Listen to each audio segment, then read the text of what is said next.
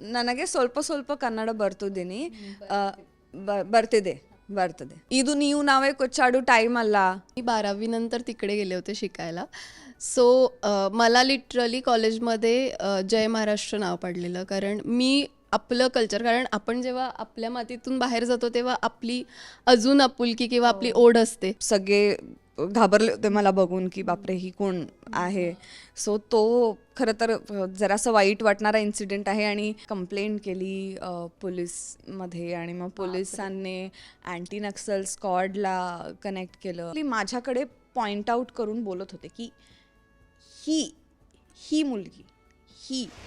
Operation London कॅफेच्या निमित्ताने ह्या 2 सुंदर अभिनेत्री आजच्या फ्रेममध्ये बसल्या आहेत. खूप स्वागत दोघींचं. अश्विनी आणि शिवानी खूप सुंदर दिसत आहे. मस्त बॉस लेडीची वाईब येते आणि सिनेमाही तसाच आहे. ऑपरेशन लंडन कॅफे नाव आहे.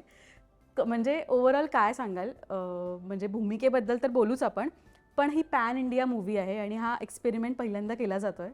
काय सांगाल अश्विनी, तुझ्यापासून सुरुवात करते. ॲज तू म्हणालीस की ही पॅन इंडिया मूवी आहे आणि कन्नडा आणि मराठी फिल्म इंडस्ट्रीचं कोलॅबरेशन आपण करतोय या फिल्ममध्ये. आणि अक्रॉस दी इंडस्ट्री शूट करताना ॲज अन आर्टिस्ट म्हणून खूप छान एक्सपिरियन्स, म्हणजे दोन्ही लँग्वेज शिकणं असेल किंवा तिकडचं शूटिंग कल्चर असेल, आपलं शूटिंग कल्चर, आणि दोन्ही इंडस्ट्रीतले वेगवेगळे आर्टिस्ट या सगळ्यांबरोबर काम करताना, आणि शिवाय ही ॲक्शन फिल्म आहे तर अजून तो एक नवीन अनुभव ॲक्शन शिकण्याचा.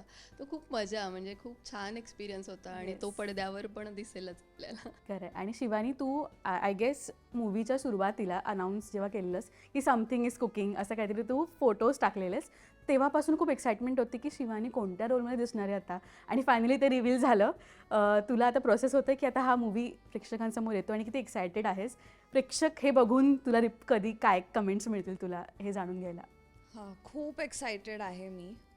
येत्या 12 डिसेंबरला आम्ही भेटतोय तुम्हा सगळ्यांना. काही तांत्रिक अडचणींमुळे हे पुढे रिलीज पुढे गेलाय. पण हो, म्हणजे मला असं वाटतं की जेवढी विघ्न येतात त्याच्यातनं काहीतरी चांगलं होणार असेल म्हणूनच ते असं होतं. आणि हर्डल्स सगळ्याच कामात येतात, पण never the best, hope for the best. आणि होपिंग की 12 डिसेंबरला सगळ्यांना हे आवडेल, कारण हा खरंच खूप मोठा सिनेमा आहे in terms of budget, in terms of त्याचा रीच वाईज सुद्धा, कारण 2 भाषेंमध्ये आम्ही हा शूट केला आहे, कन्नडा आणि मराठी दोन्हीमध्ये, आणि हिंदीमध्ये डब झाला आहे. सो खूप एक्सायटेड आहोत आम्ही आणि वाट बघतोय आतुरतेने की प्रेक्षक काय प्रतिक्रिया देणार आहेत हा सिनेमा पाहून. कारण आपण जनरली साऊथचे सिनेमे डब करून बघायची खूप सवय आहे आणि खूप आवडीने बघतो आपण. मीही बघते खूप आवडीने. पण आता आपण असं म्हणूया की हा आपला मराठी सिनेमा साऊथ स्टाईलने शूट झालेला जो तुमच्या भेटीला येतोय. आणि मला असं वाटतं एकच चॅलेंज नाही आहे की तू फक्त त्या ॲक्शन कॅरेक्टरमध्ये आहेस. इथे तर डबिंगपासून ते शूटिंगच्या लोकेशनपासून ते तुला ते कॅरेक्टर अडॅप्ट करण्यापासून सगळं स्ट्रगल होतं किंवा ती मेहनत होती. त्याबद्दल काय सांगशील? किती छान छान गोष्टी शिकायला मिळाल्या त्याबद्दल? ॲक्च्युली एक भाषा नाही शिकली आहे मी दोन्ही भाषा शिकली आहे. मराठीमध्ये पण आपण नॉर्मली मराठी बोलतो त्या मराठीचा वापर ह्या सिनेमात झालेला नाही आहे. जी मराठी आम्ही मराठी भाषेचा हेल आम्ही पकडला आहे किंवा बाज आम्ही जो पकडला आहे तो कोल्हापुरी बाज आहे. आणि मला कायम कोल्हापुरी भाषा ऐकताना ती इतकी गोड वाटते, पण बोलायची कधी हिंमत नाही केली मी, कारण उगाच कशाला ना चुकून काहीतरी बोला आणि स्वतः जोक बनवून घ्या, म्हणून ते बोलण्याचं कधी हिंमत केलेली नव्हती. सो मला ह्या सिनेमाच्या थ्रू मी कन्नडा तर शिकलेच, शिवाय जरा कोल्हापुरी पण बोलायला शिकले बघा. वा, पण कन्नडा सुद्धा येऊ दे ना थोडंफार काहीतरी, कारण का तू ट्रेलर लॉन्चला हिने एक वाक्य बोलली आणि ते इतकं व्हायरल झालं सोशल मीडियावर आणि खूप सुंदर कमेंट्स येत होत्या तुला. तर काय म्हणजे आता मी फिल्मचे डायलॉग्सच बोलीन, कारण बेसिक थोडं थोडं येतं ग मला, म्हणजे असं अगदीच खूप ग्रेट नाही येत. आणि काय मी त्या दिवशी चुकीचं बोलले होते आणि तुला माहितीये का हो. तुम्हाला थोडं थोडं येतं. कन्नड येतंय असं मी म्हंटल. रादर मला असं म्हणायचं होतं की ನನಗೆ ಸ್ವಲ್ಪ ಸ್ವಲ್ಪ कन्नड बर्तदे.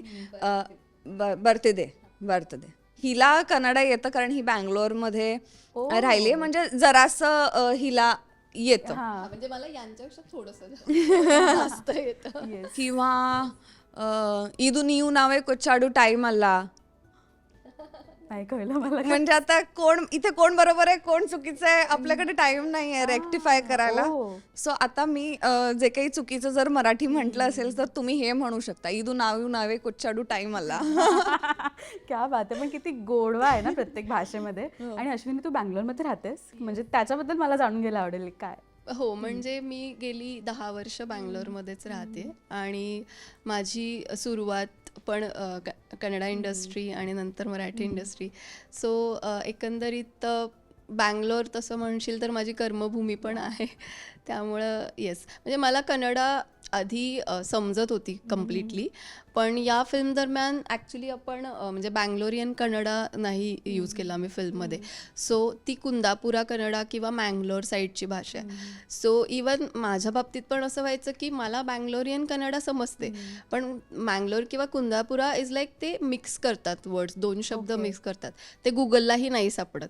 त्यामुळे जेव्हा आम्हाला टोन आहे कसं स्ट्रेच करून बोलतात की होईत ಊಟ ಮಾಡ್ತಿದ್ದ म्हणजे असं स्ट्रेच होतं ते सगळं. येस, तर ते माझं जेव्हा स्क्रिप्ट रिडिंग चाललेलं तेव्हा असं व्हायचं की मी माझ्या फ्रेंड्सला जे बँगलोरमध्ये आहेत त्यांना विचारायचे की अरे मला याचे अर्थ सांगा, पण त्यांना पण ते समजायचे नाहीत कारण ते तिकडचा हेल होता किंवा तिकडची भाषा होती. पण मजा आली, म्हणजे ती आम्ही इवन ड्युरिंग वर्कशॉप्स आपण ते खूप प्रॅक्टिस केल्यामुळं ते आता आम्हाला असं ती भाषा जास्त कम्फर्टेबल ड्युरिंग शूट झाली होती. म्हणजे आधी मी आणि विराट जेव्हा गेलो होतो तेव्हा आम्हाला असं वाटलं की हे साऊथची लँग्वेज बोलतायत हा. पण एका महिन्याच्या वर्कशॉप नंतर आम्ही रेक्टिफाय करू लागलो होतो की अच्छा हे कन्नडा बोलतायत, हे तमिळ बोलतायत, हे तेलुगू बोलतायत आणि हे मल्याळम असावं. तुळू अजून रेक्टिफाय करायला येत नाही कारण ती खूपच डिफिकल्ट लँग्वेज आहे. पण ज्या साऊथच्या लँग्वेजेस होत्या सगळ्या आमच्यासाठी ते आता आम्ही रेक्टिफाय करतो की no this is Kannada. South Indian म्हटलं तर त्याच्यामध्ये आणि 4 भाषा असतात हे आयडेंटिफाय आता आपण आपल्याला तेलुगू आणि तमिळ हे प्रॉमिनेंटली माहित होतं, पण त्यालाही खूप भाषा, जसं आपण महाराष्ट्रात सुद्धा प्रत्येक किलोमीटरवर भाषा बदलते, ऍक्सेंट बदलतो, तसंच काहीच आहे. अगदी तसंच आहे. बट आता मराठीमध्ये तू इतकी वर्ष काम करते शिवानी, मला असं वाटतं पहिला तुझा साऊथ मूवी असेल आणि इतका भारी रोल आहे. पण काय सांगशील जेव्हा आपण आहे ना मराठीमधून आपल्या मराठी इंडस्ट्रीला रिप्रेझेंट करतो, त्यांना एक वेगळंच प्राईड असतं की अरे मराठी, आपल्याबद्दल त्यांना खूप रिस्पेक्टही असतो. तो तू अनुभवलायस तिकडे? हो, म्हणजे त्यांना असं वाटायचं की मराठी ॲक्टर्स आणि खूप म्हणजे बाकी आपले सगळे मराठी ॲक्टर्स खूप कमाल आहेत, पण मला जरा अनकम्फर्टेबल वाटायचं तेव्हा, कारण त्यांना असं वाटायचं की सगळे मराठी ॲक्टर्स थिएटर करतात आणि तू पण थिएटर केलं असशील. सो मला तिकडे जाऊन असं झालं की सॉरी, मी नाही केलंय थिएटर, मी त्या ग्रेट मराठी ॲक्टर्सपैकी नाही आहे, पण मी केलं सिरियल्स वगैरे केल्यात. सो त्यांना ना असं खूप प्राईड आहे की मराठी ॲक्टर्स, आणि मला ना ते खूप कौतुक वाटतं, म्हणजे खूप प्रेम आहे ग त्यांचं आणि जेन्युइनली मनापासून प्रेम करतात ते. प्रसन्न असायचं, त्याला गाणं कुठलं आवडायचं ग ते मराठी? मला असं वाटतं ते स्वप्नील बांदोडकरचं गाणं बरेच होते की जे म्हणजे आपली गाणी असतील किंवा म्हणजे आपले जुनी गाणी, तर ती पण त्यांना माहिती असायची आणि तेवढं प्रेम ते करतात. म्हणजे फक्त सैराटच नाही तर बाकीच्या फिल्म्स पण ते बघतात, आवर्जून बघतात. एकदा आम्ही सकाळी निघालो होतो आणि त्याने आमचे जे वाहन चालक होते त्यांनी उदे ग अंबे उदे लावलं आणि माझं असं झालं की वाव, झालं, स्टार्ट झालाय माझा दिवस, तू आता ह्याच फिल्मची गाणी लाव. आणि तो सगळी त्या फिल्मची गाणी ऐकत होता. मला खरंच खूप कौतुक वाटलं.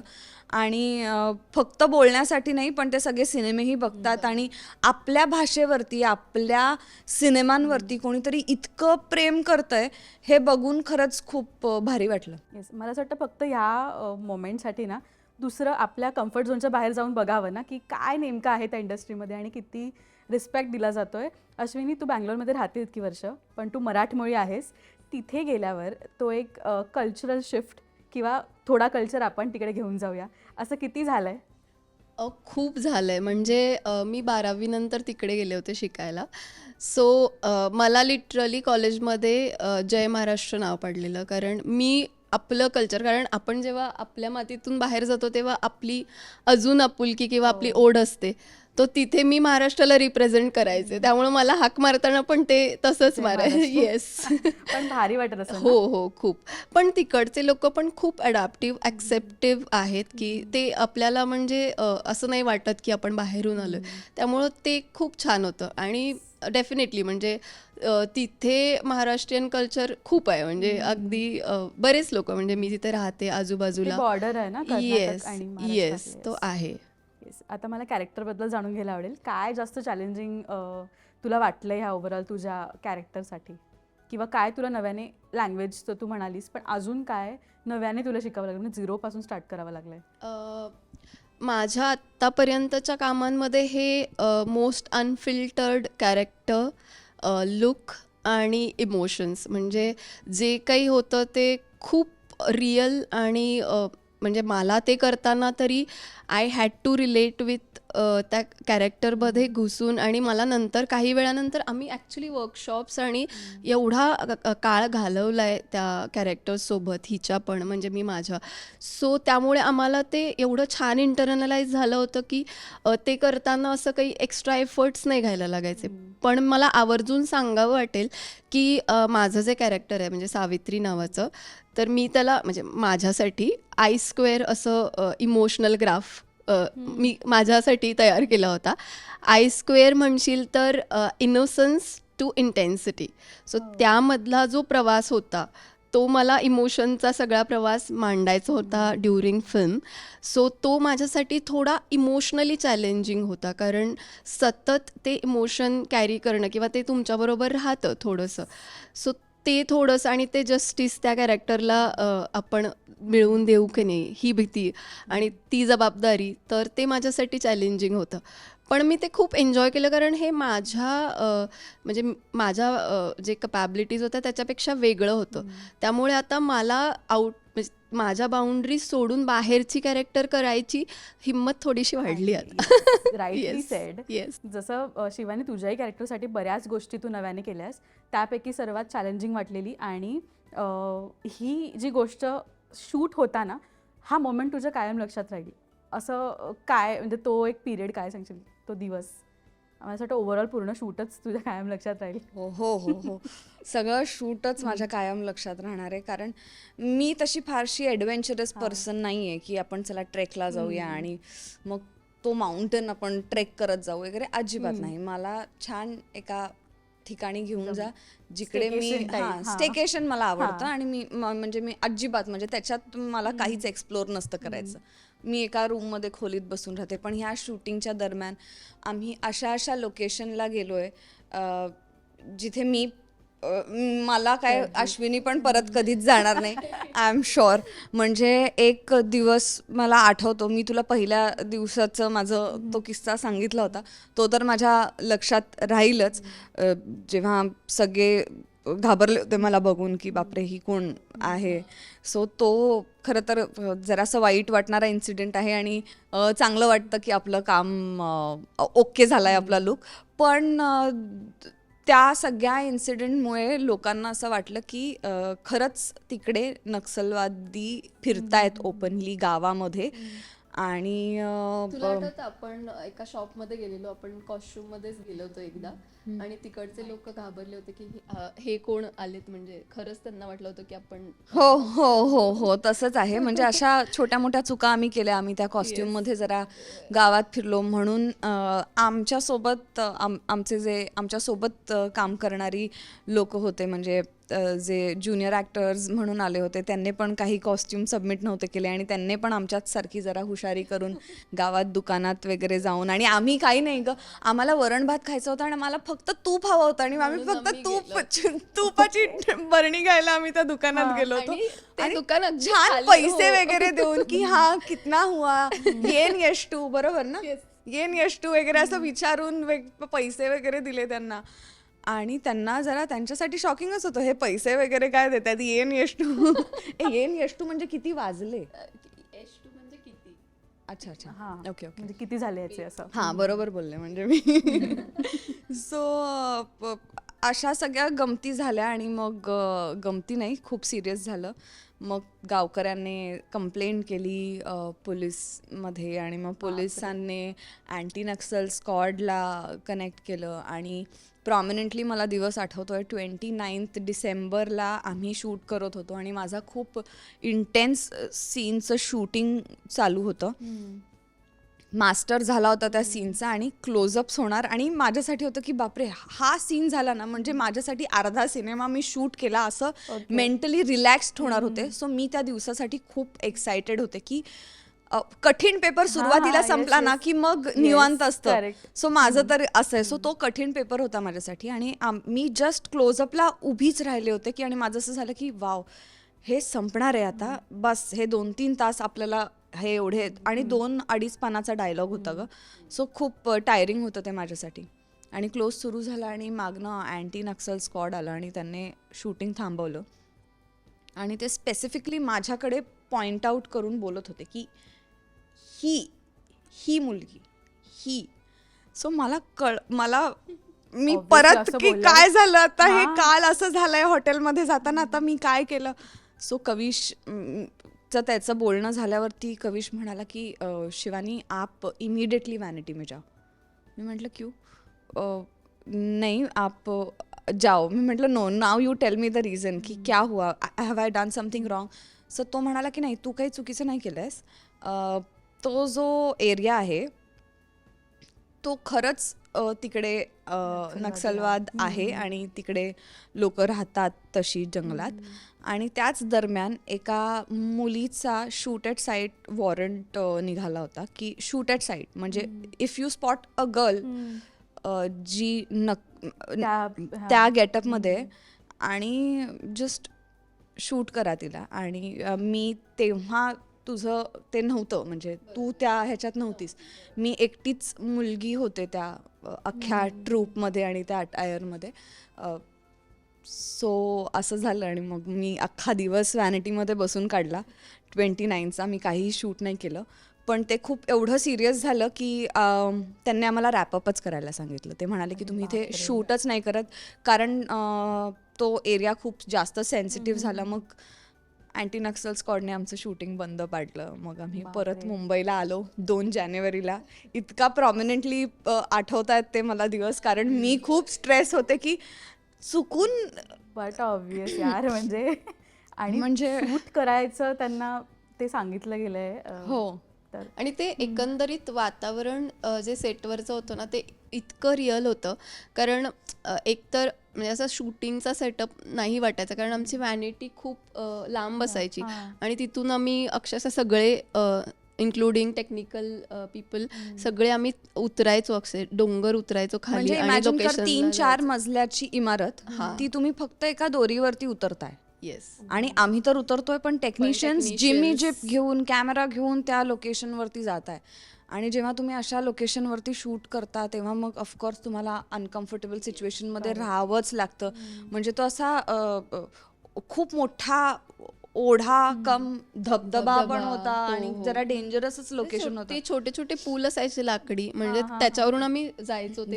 पण एक ते पूल तुटला पण होता, हो, ते आठवतंय? खूप रिस्की होतं म्हणजे सगळं. हा, म्हणजे एकंदरीत हे एवढं रिअल होतं की म्हणजे जर बाहेरून कुणी बघितलं तर हे Realच नक्षल्स हो हो वाटतील. हो हो हो, म्हणजे असं काही सेट आणि शूटिंगचं ॲटमॉस्फिअर जरा कमीच वाटत होतं. जर कोणी अगदीच जवळ आलं की मग कॅमेरा दिसायचा, नाहीतर ज्युनियर ॲक्टर्स पण एवढे असायचे की म्हणजे एक 100-150 ज्युनियर ऍक्टर्स रोज असायचे आणि त्या सगळ्यांनी तसे कपडे घातलेले त्यांचा getup, असायचे. म्हणजे ते पण एवढे रॉ दिसायचे, बघितलं हो, आपण हो, घाबरलो हो. होतो. मी एक फोटो पण आम्ही- काढलाय. हो. मला असं वाटलं होतं की येस माय बॉयज. म्हणजे ते रिअल होते. नाही रिअल नाही ग, रिअल कसं काय? मी मुंबईला पळाले असते. रिअल पॅकअप रॅपअप झालं. पण आता हे सांगताना आपण इझिली बोलताय तुम्ही, पण तेव्हा आय एम शुअर की काय झालं असेल. चिल्स म्हणजे हातपाय थंड पडले होते, थंड बर्फासारखे थंड, जेव्हा मी हे ऐकलं होतं. शिवानीला ऍडव्हेंचरस गोष्टी आवडत नाहीत, पण तिकडे सगळं ऍडव्हेंचर होतं 2 वर्ष. लाईफ टाईमचं ऍडव्हेंचर करून झालं या हो हो मूवीमध्ये हो तिचं. हो हो, परत कधीच नाही करायचं मला, कधीच नाही हे असं ॲडव्हेंचर. पण म्हणजे ही पण एक मेमरी आहे ना, किंवा ही पण एक गोष्ट आहे की आपण शिकलोय या इंडस्ट्रीमध्ये येऊन, आपण काहीतरी घेऊन चाललोय, राईट. आणि कवी सुद्धा त्या ट्रेलर लॉन्च इव्हेंटला खूप छान बोलला की कर्नाटक मेरी माँ है और महाराष्ट्र मेरा पिताजी है. ते इतकं सुंदर बोलला ना. आणि तो सुद्धा त्यांनी मराठीत सगळं डब केलं आहे. ते दोघं म्हणजे विराटसुद्धा नाही आहे आता आणि कवीसुद्धा नाही आहे. मला त्यांच्याबद्दलच्या गोष्टी जाणून घ्यायला आवडतील. कोस्टार म्हणून ते दोघं कसे आहेत? म्हणजे दोघंही अगदीच, म्हणजे आता विराट म्हणशील तर पोलचा पार्ट आहे दोघे पण. येस कम्प्लिटली वेगळे आहेत. कविश म्हणशील तर, कारण कविश तो मुंबईमध्ये राहिलाय, त्याला मराठी थोडं थोडं समजायचं. आणि आमचं म्हणजे जेव्हा आमचे वर्कशॉप झाले फिल्मच्या आधी, तर तेव्हापासून जे आमचं बॉन्डिंग झालं होतं, म्हणजे आम्ही चौघंही एकमेकांना सगळ्या गोष्टींमध्ये हेल्प करायचो. म्हणजे जरी आम्ही काही चुकलो तरी आमचं असं अंडरस्टँडिंग होतं की आपण एकमेकांना हसायचं नाही, किंवा आम्ही मेन होतं की हसूया नको, नाही तर ना काय कारण- होतं की अजून कॉन्शियस होतो आपण, आपल्यावर कोणी हसलंय हे. ते सगळे गोष्ट नवीन आहे, आपल्या ओळखीचं काहीच नाहीये इथे Yes, आपण जे yes. करतोय, राईट. सो तसे सगळे सपोर्टिव्ह होते. म्हणजे सीन झाल्यानंतर आम्ही हसायचो, कारण अर्थात म्हणजे एखादा इंटेन्स सीन चालू असेल आणि मी कन्नडामध्ये बोलते सपोज तो सीन, आणि तो खूप सिरियस होऊन बोलते, पण त्यांना ते सगळं समजतं, आपली थोडीशी भाषा इकडे, तर त्यांना ते हसू यायचं. पण ते सीन झाल्यानंतर सगळं व्हायचं, किंवा लाईकवाईज मराठीमध्ये पण तसं व्हायचं. पण सगळे एकंदरीत एक खेळमेळीचं वातावरण होतं आणि मस्त मजा आली. म्हणजे विराटबद्दल तू सांग. हा, विराट आणि तुझी मला फ्रेंडशिप तर कविश, कमाल हो, आहे. मला कविश बद्दल पण सांगायचंय की कविशने हा सिनेमा लिहिलाय हे आपल्या सगळ्यांना माहिती आहे आणि तो कामही करतोय. त्याची या सगळ्यात खूप जास्त मेहनत आहे, म्हणजे सगळ्यांचीच आहे, पण त्याने 2 कामं एकत्र केली आहेत. म्हणजे सगळं अरेंज करणं तिकडे आणि ते सगळं, आणि हे सगळं घडवून आणण्यामागे कविश आहे. आणि हे एवढं सगळं करत असताना मला कविशची खूप एक स्वीट गोष्ट आहे जी मला तुला सांगायला आवडेल.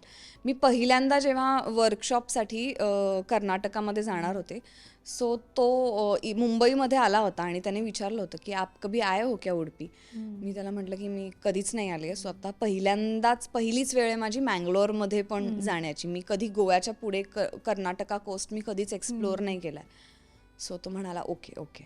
आणि मी आणि विराट आम्ही सेम दिवशी पोहोचणार होतो. एक तासाभराचा फरक होता. सो तो आम्हा दोघांनाही पिकअप रिसीव्ह करायला उडपीवरून मँगलोरला आला होता, जे ऑलमोस्ट एक 150-160 किलोमीटरचा प्रवास आहे, if I am not wrong. So तो तेवढा करून आला जस्ट की आम्ही त्याला ओळखतो आणि आम्ही त्याच्यासोबत कम्फर्टेबल असू, आणि आम्हाला उडपीपर्यंत पोहोचेपर्यंत असं नको वाटायला की अरे बापरे कुठे आलो आणि काहीच कळेना. म्हणून एक सेव्हियर आमचा कविश होताच, आणि ते त्याने लास्ट डे पर्यंत तसंच केलं. मला सुरुवातीला असं वाटलं होतं की अरे बापरे तू का आलास, पण तो सगळ्यांसाठी तेवढ्याच आपुलकीने, नॉट फक्त मी आणि विराट होतो म्हणून, पण बाकी जे आमचे टेक्निशियन्स पण येत होते, तो त्यांनाही पिकअप करायला जात होता जिथे जिथे ते येत होते, कारण त्यांना कम्फर्टिंग वाटेल. आणि कविशचा स्वभाव बघता तो ना जरा खूप शांत आहे तसा, पटकन रिॲक्ट करत नाही तो, शांत, जरा काम, कंपोज्ड आहे. पण विराट पण असा काम आणि कंपोज्ड आहे, पण विराटचं जरा कसं सगळं निवांत असतंय बघा, सगळं निवांत करतोय निवांत. सो विराट असा आहे. आणि विराट आणि माझी मैत्री खरं तर ह्या सेटवरती अजून जास्त ब्लूम झाली, कारण अश्विनीचे आणि आमचे खूप कमी, म्हणजे आपण म्हणूया की तू एक 5-10 दिवस शूट केलं असशील आमच्या ट्रूप बरोबर असं, पण मॅक्झिमम शूटिंग जे मी केलं ते विराट बरोबर केलं. आणि आपल्या राज्यातनं हा आपला एक मित्र आहे जो आपल्याला कोल्हापुरी शिकवतो पण आहे. सो माझ्यासाठी विराटचं आजूबाजूला असणं प्रत्येक वेळी खूप इम्पॉर्टंट होतं, कारण मला मी फक्त ते पिकअप करायचे की तो काय कसं बोलतोय, कसं डायलॉग्स बोलतोय. सो मला खूप हेल्प झाली. आणि ऑफ द रेकॉर्ड ऑल्सो त्याने मला खूप हेल्प केली. म्हणजे महिनाभर जेव्हा आम्ही कन्नडा शिकत होतो तेव्हा मी सायमल्टेनियसली विराटकडनं जरासं कोल्हापुरी पण मी त्याला व्हॉइस नोट्स पाठवायचे माझी वाक्य करून. मग तो बोलायचा की नाही हे तुला जमत नाही आहे, जरा हे व्यवस्थित कर. सो असं आहे. विराट पण खूप गमतीशीर आहे आणि निवांत माणूस आहे. सो सगळ्यांच्या वाईब जरा इथे जरा जास्तच जेलप झाल्या.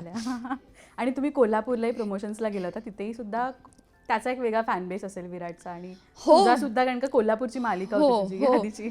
मी तुला गंमत सांगते, म्हणजे ऑफकोर्स ते तर आहेच, म्हणजे प्रेक्षक कोल्हापूरचे खूप प्रेम करतात. आणि नॉट जस्ट आमच्यावर, कोल्हापूरचे प्रेक्षक सगळ्यांवरतीच प्रेम करतात. ते जरा असतंच आहे त्यांचं जरा. पण आम्ही जेव्हा मँगलोरला गेलो होतो किंवा कर्नाटकामध्ये आम्ही जेव्हा शूट करत होतो, कविशने आम्ही प्रत्येक मील काय खातोय हेही सुपरवाइज केलं होतं. की आप ब्रेकफास्ट में क्या खाओगे, अच्छा फिर अभी आप इडली खाओगे. आप लंच में क्या खाओगे, अच्छा आप चिकन खाओगे, नो प्रॉब्लेम, ओके. सो हे सगळं त्याने असं अरेंज केलं. पण आता जेव्हा तो आमच्या राज्यात आला, आपल्या राज्यात आला, सो तेव्हा त्याला सगळं फूड आम्ही एक्सप्लोर करवलंय. मिसळ आणि म्हणजे तो मुंबईत राहिलाय पण पुण्यात आम्ही होतो, सो पुण्यातली जरा ऑथेंटिक मिसळ, मग कोल्हापुरात सगळं तांबडा पांढरा वगैरे सगळं व्हेज जेवण सगळं त्याला खाऊ घातलंय. म्हणजे तो आत्ता 4-5 दिवस इथे होता. आम्ही दोघांनीही असा डिसाईड केलं होतं की ह्याचं एक पण मील आपण चुकवायचं नाही. म्हणजे एक मील आणि सगळं महाराष्ट्रानंच खाल्लं पाहिजे त्याने. सो मोदक वगैरे सगळं खाऊ घातलंय त्याला. आणि तिथे गेल्यावर पण त्याच्या आईनी पण बरंच तुम्हाला खाऊ पिऊ घातलं असं मला ते कळलं ना. असल्यानंतर त्यांनी सगळे तिकडचे जे क्युझिन्स होते ते सगळे आम्ही, म्हणजे मँगलोर किंवा उडुपीमध्ये आम्ही तिथले सगळे मछली किंवा सगळीकडे, आणि स्पेशली थिमाप्पा म्हणून एक रेस्टॉरंट आहे, तर असं तिकडचं एक खूपच जुनं रेस्टॉरंट आहे. म्हणजे ऑलमोस्ट मेस टाईप आहे. आणि तिकडे एक 40 मिनिटाची लाईन मिनिमम असते. त्या लाईन मध्ये आम्ही उभं राहून वगैरे तिकडे तो आम्हाला खायला घेऊन गेलेला आहे. आणि हे म्हणजे शूटिंगच्या दरम्यान असायचं. सो आम्ही जेव्हा आमचं स्केड्यूल लागायचं तेव्हा वी वर हॅपी की आता चला आपण म्हणजे एक ट्रीट, आपण मँगलोरला पण जाणार आहे, काम पण होते आणि हे, तर मजा असायची. आणि स्पेशली त्यांच्या घरचे पण, म्हणजे जेवढा कविशनी आत्ता कविशबद्दल आपल्याला सांगितलं ना, मी म्हणेन त्याच्या अजून काही पट त्याच्या घरचे, म्हणजे ते इतके प्रेमळ आहेत. आणि आम्ही गेल्यानंतर सगळे म्हणजे त्यांच्या घरातले ऑलमोस्ट, त्यांची खूप मोठी फॅमिली आहे, तर सगळे गावातले सगळे लोक यायचे.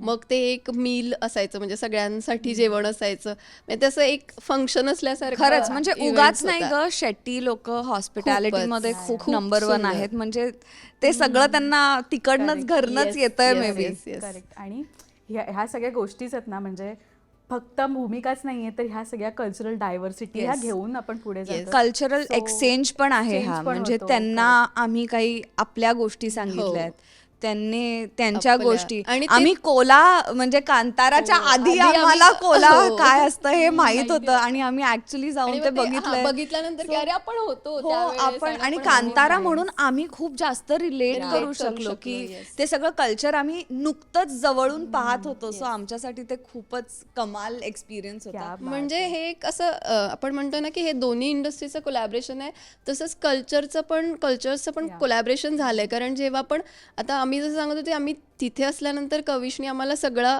ऑलमोस्ट मँगलोर साईडचा जो कर्नाटकाचा भाग होता तो दाखवला.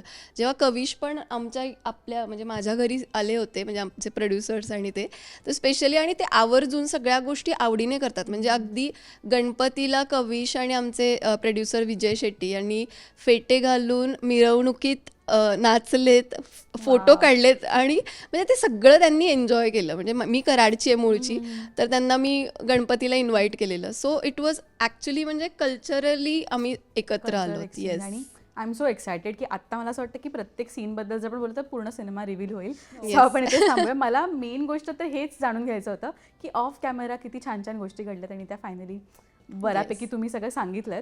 आणि आता फायनली 12 डिसेंबरला सिनेमा येतोय. प्रेक्षकांना काय अपील कराल? कारण का हे जे कल्चरल एक्सचेंज आहे, इवन जरी डब मूवीज बघायची आपल्याला सवय असते, पण आत्ता मराठीत बघायला मिळणार आहे. इवन कन्नडामधले कलाकार सुद्धा मराठीत बोलणार आहेत. बरोबर. प्लस पॉईंट आहे मला असं वाटतं या सिनेमाची. फक्त आत्ता ह्या स्क्रीनवरती आम्ही दोघीच आपल्या मराठी मधून नाही आहोत, मराठी इंडस्ट्रीमधनं आम्ही दोघीच नाही आहोत. अजून बरेच कलाकार आहेत, खूप मोठे मोठे कलाकार आहेत. शलाका पवार आहेत, प्रसाद खांडेकर आहे, विराट ऑफकोर्स तो आत्ता इथे नाही आहे, विराट आहे, ज्या देवमाणूसमध्ये आजी आहेत त्याही आहेत. सो असं एक मजा येणार आहे, डेफिनेटली मजा येणार आहे आणि काहीतरी वेगळं तुम्हाला बघायला मिळणार आहे आणि ग्रँजर बघायला मिळणार आहे, एवढी मात्र खात्री आहे. जरासा वेळ घेऊन येतोय, जरासाच वेळ घेऊन, पण मला माहिती आहे की तुम्ही सगळेच खूप जास्त प्रेम कराल, कायम करत आलात. आणि I am excited to see you in theatre. आणि मेन तर बॅकग्राऊंड स्कोर जो आहे क्रेझी आहे या मूवीचा. आणि आय एम शुअर की थिएटरमध्ये जेव्हा ते वाजेल ना, going to be hit different. Yes. So thank you so much guys आणि all the very best. Thank you so much. Thank you so much. Thank you.